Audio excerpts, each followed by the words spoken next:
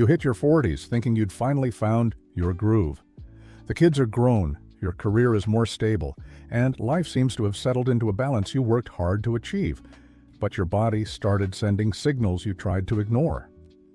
That afternoon slump that hits right after lunch, that heavy feeling on your right side you chalked up to stress, that belly that crept up slowly, almost unnoticed, until one day you looked in the mirror and didn't recognize the silhouette staring back. You went to the doctor, thinking it was just a temporary thing, had a routine checkup, and then came the results that knocked you off your feet. Fatty liver. And with it, a list of warnings nobody prepared you for. After 40, bodies change in ways we don't expect. Metabolism slows down. Hormones rearrange themselves. Your body's ability to process certain foods diminishes significantly.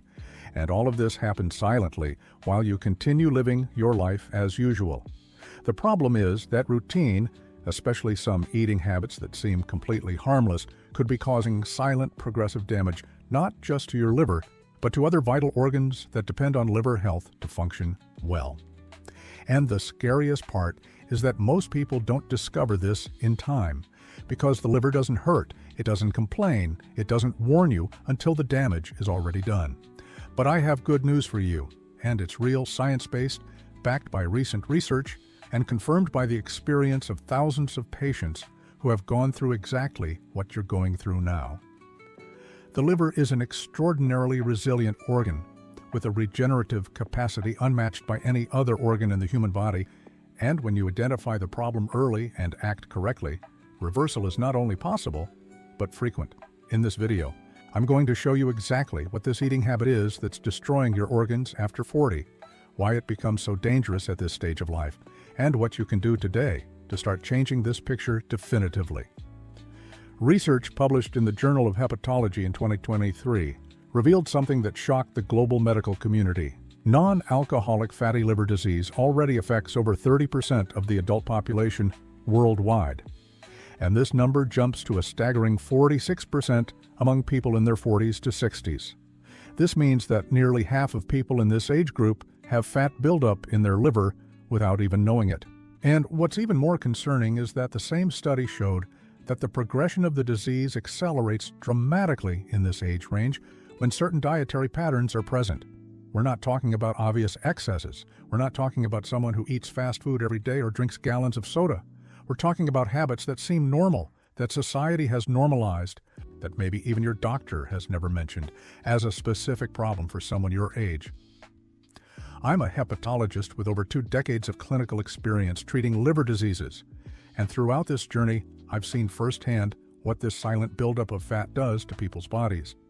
I've had patients come into my office thinking they had a simple issue, only to discover they were much closer to cirrhosis than they imagined.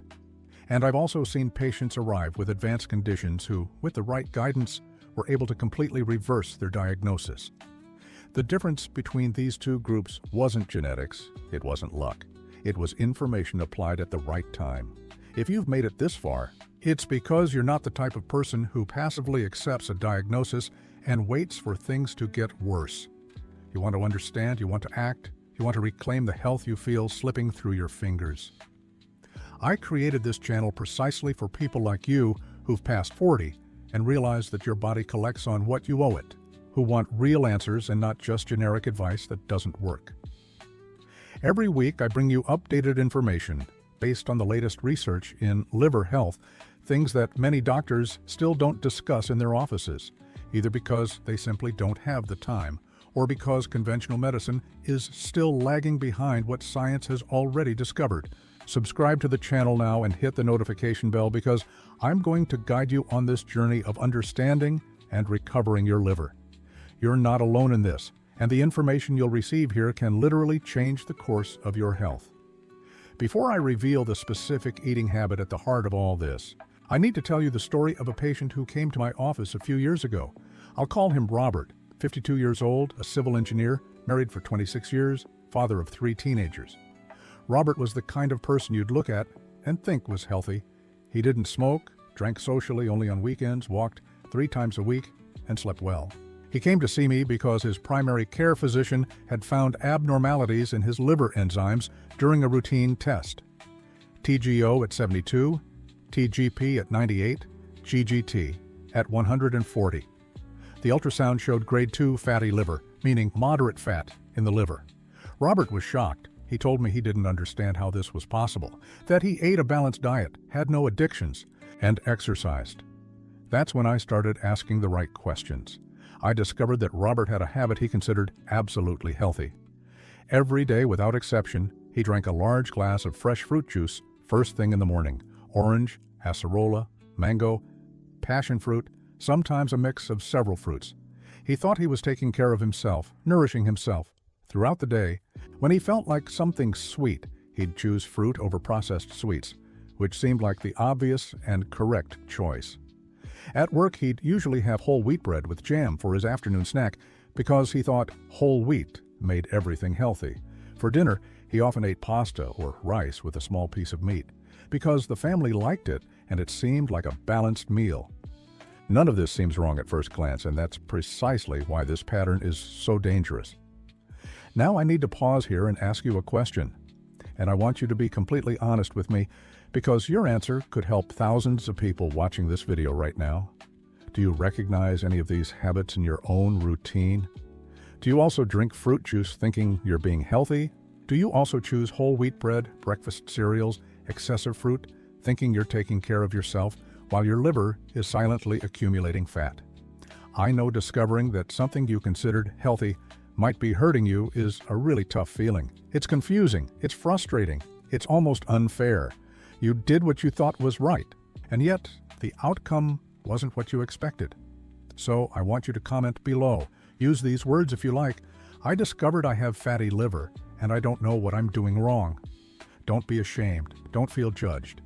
This comment will show others they're not alone in this confusion, and it will help me create more and more content tailored to the real questions of those going through this. Comment now, because I read every single one, and your experience matters more than you can imagine. The big culprit destroying the livers of people over 40 has a name few associate with the problem: fructose. More specifically, excess fructose in the context of a metabolism that no longer functions the same way it did at 25. To understand why this is so devastating, you need to grasp a fundamental biological mechanism that most people are completely unaware of. When you ingest glucose, the most common sugar, virtually every tissue in your body can metabolize it. Your muscles use it, your brain uses it, your cells in general participate in this processing. But fructose is different.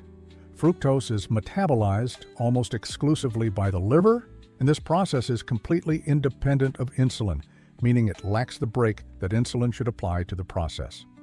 When you consume excess fructose, the liver receives an overload it can't efficiently process, and the result is the conversion of that fructose into fat, specifically triglycerides that accumulate inside liver cells. This process is called de novo lipogenesis, which literally means new fat creation, and it's at the heart of non-alcoholic fatty liver disease. What makes this particularly cruel for those in their 40s and beyond is that at this stage of life, insulin sensitivity has naturally begun to decrease. Hepatic metabolism is less efficient. The liver's ability to export fat into the bloodstream in the form of lipoproteins is also reduced. This means that the same amount of fructose your body tolerated relatively well at 30 now causes a proportionally much greater accumulation. And when this accumulation persists for months and years, the liver starts to inflame. Liver cells begin to suffer oxidative damage, and the condition progresses from simple steatosis to steatohepatitis, which doctors call NASH, where chronic inflammation starts to create scarring in the liver tissue. These scars are called fibrosis, and when fibrosis advances, it can progress to cirrhosis, which is the irreversible loss of the liver's normal architecture. But let's get back to Roberto, because his story has a twist that perfectly illustrates what the science shows. I calculated that Roberto was consuming approximately 80 to 100 grams of fructose per day from juices, fruits, jam, and refined carbohydrates that quickly convert to sugars. For reference, the World Health Organization recommends that total free sugar intake, including fructose, should not exceed 50 grams per day for an average adult. And more recent studies suggest that for those already with some degree of liver dysfunction, this limit should be even lower, around 25 grams. Roberto was consuming double or triple what his liver could safely process, and he did it every day, thinking he was being healthy. When I explained this mechanism to him, when I showed him the numbers, when he understood that the orange juice he drank every day contained more fructose on its own than his liver could metabolize healthily, he was silent for a long moment. And then he said something I'll never forget. "How come nobody told me this before?" If you have fatty liver and are over 40, hit that like button now, because this simple gesture will help this video reach others who are in the same situation and don't yet know that the solution might be much simpler than they imagine. There is another dimension to this problem that goes beyond the liver, and it's directly related to this video's title when it talks about destroying your organs, plural, because when the liver accumulates fat and starts to inflame, it's not the only organ that suffers. The pancreas, which has to work harder and harder to compensate for the insulin resistance generated by hepatic fat accumulation, also begins to wear out. Recent studies show a very strong correlation between fatty liver and pancreatic fat, meaning fat in the pancreas too. And when the pancreas deteriorates, the risk of developing type 2 diabetes multiplies exponentially. The kidneys, which depend on stable glucose metabolism to function well, also suffer the consequences. The heart, which receives the excess triglycerides the liver can't process, significantly increases its cardiovascular risk. Research from 2022, published in the New England Journal of Medicine, demonstrated that people with non-alcoholic fatty liver disease have up to 3 times greater risk of a serious cardiovascular event, such as a heart attack or stroke, than people without fatty liver. Therefore, when we talk about destroying your organs, we are not exaggerating or being alarmist. We are describing a real biological cascade that starts in the liver and spreads systematically. I'll tell you another story, this time about a patient I'll call Mary Smith, 61 years old, retired. She was referred to my office by her cardiologist after an episode of angina, which is that chest pain indicating the heart isn't getting enough oxygen. Mary had a history of high blood pressure and high cholesterol. When we did a full workup, we discovered she also had grade 3 fatty liver disease, the most severe stage before fibrosis. Her triglycerides were at 480, more than double the upper limit considered normal. When we analyzed her diet, the pattern was very similar to Robert's, but with one key difference. Mary consumed those processed juice boxes daily, the ones marketed as fruit juice, but actually made up primarily of added cane sugar and high fructose corn syrup. She also ate white sandwich bread with every meal, because she'd always eaten that way and never had a problem.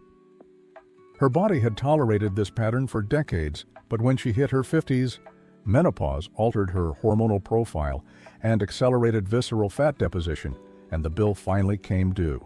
In 6 months of guided dietary changes, Mary's triglycerides dropped to 160. Her liver steatosis grade reduced from 3 to 1 on the follow-up ultrasound, and her cardiologist was able to reduce her medications. Now, I'm going to give you the practical protocol I used with Robert, with Mary, and with hundreds of other patients throughout my career, based on the latest guidelines from the European Association for the Study of the Liver and the American Association for the Study of Liver Diseases. The first step, and the most important, is to identify and eliminate hidden sources of fructose from your diet. This means cutting out fruit juices, even natural ones, even freshly squeezed. The fructose in whole fruit is metabolized differently because the fiber in the fruit slows absorption and signals satiety to the brain. But when you juice a fruit, you remove the fiber and deliver a concentrated load of fructose straight to your liver. A 250 milliliter glass of orange juice contains the equivalent of 4 or 5 oranges, and you drink in 30 seconds what your body would never eat whole at once. Also, eliminate sodas, even the so-called natural ones, fruit nectars, juice boxes, chocolate milk drinks, and energy drinks. Read the labels and avoid any product that lists high fructose corn syrup, crystalline fructose, or invert sugar in its ingredients. The second step is to drastically reduce refined carbohydrates, which include white breads, pastas, white rice, cookies, cakes, and any processed flour. These foods have a very high glycemic index, meaning they convert to glucose in the blood rapidly, overloading the pancreas, worsening insulin resistance, and indirectly increasing liver fat production. Whole wheat bread isn't the solution people think it is, because many breads sold as whole wheat only contain a small percentage of whole wheat flour mixed with refined white flour, and the glycemic index is still high. The third step is to increase your intake of quality protein, because protein has a much greater satiety effect than carbohydrates, preserves muscle mass, which is crucial for glucose metabolism, and doesn't contribute to liver fat production the way fructose and refined carbohydrates do. Lean meats, eggs, fish, and legumes like beans, lentils, and chickpeas are excellent sources. The fourth step is to ensure adequate intake of soluble fiber, which feeds healthy gut bacteria and has a direct effect on liver health. Recent research has shown a very active gut-liver axis, and that an imbalanced gut microbiome produces substances that cross the intestinal barrier and reach the liver, amplifying liver inflammation. Oats, flax seeds, psyllium, legumes, and leafy green vegetables are great sources of soluble fiber. A question I get very frequently is, can I eat fruit? And the answer is yes, but wisely. Whole fruit in moderation, away from main meals, and preferably in the morning when your metabolism is most active, is perfectly fine for most people with fatty liver disease. The general rule I advise is no more than 2 to 3 servings of fruit per day, always whole, never juiced. Fruits with lower fructose content, like strawberries, raspberries, kiwi, and apples, are preferable to very sweet fruits like mango, ripe banana, grapes, and jackfruit. Another common question is about alcohol. Even what's considered moderate consumption, a glass of wine with dinner, a beer on the weekend, can be enough to worsen fatty liver in people who already have the disease, especially after 40, when the liver has less capacity to metabolize acetaldehyde, the toxic byproduct of alcohol metabolism. The most current scientific recommendation is total abstinence for anyone diagnosed with fatty liver disease. Comment below with your most recent TGO and TGP levels from your lab work, because this helps me understand the profile of the audience watching and create content that's even more tailored to your reality. If you haven't had recent lab work, comment anyway, because I'll tell you on this channel what the recommended monitoring protocol is for people with fatty liver. There's a doubt that comes up a lot in the office and is probably on your mind right now too. But what about exercise? Does it fix it on its own? The answer is that exercise is fundamental, irreplaceable, and has direct effects on liver health that go far beyond simple calorie burning. Studies show that moderate intensity aerobic exercise for at least 150 minutes per week significantly reduces liver fat, even without associated weight loss. Exercise improves insulin sensitivity, reduces systemic inflammation, and activates metabolic pathways that facilitate fat export from the liver. But, and this but is very important, exercise alone, without dietary changes, is rarely sufficient to reverse established fatty liver disease, especially when fructose intake remains high. It's like trying to empty a bathtub with a teacup while the faucet is still running. You need both at the same time. Turn off the faucet, which means eliminating excess fructose and refined carbohydrates, and empty the tub, which is regular exercise and gradual weight loss. I'll tell you about another case that left a deep impression on me. The case of a patient I'll call Carlos Eduardo, 44 years old, a university professor. He came to my office with a completely different approach than most patients. Carlos Eduardo had done his homework before seeking my help. He'd read scientific articles, tried to do everything right for an entire year. He'd cut out refined sugar, stopped drinking soda, started hitting the gym 4 times a week, and lost 12 pounds. But his lab results weren't improving. His ALT levels remained at 85, and the ultrasound still showed grade 2 fatty liver. He was frustrated, confused, and walked into my office with a stack of printed articles. When we carefully analyzed his diet, we found the issue. He had replaced refined sugar with honey and natural sweeteners like agave and date syrup, believing they were healthy options.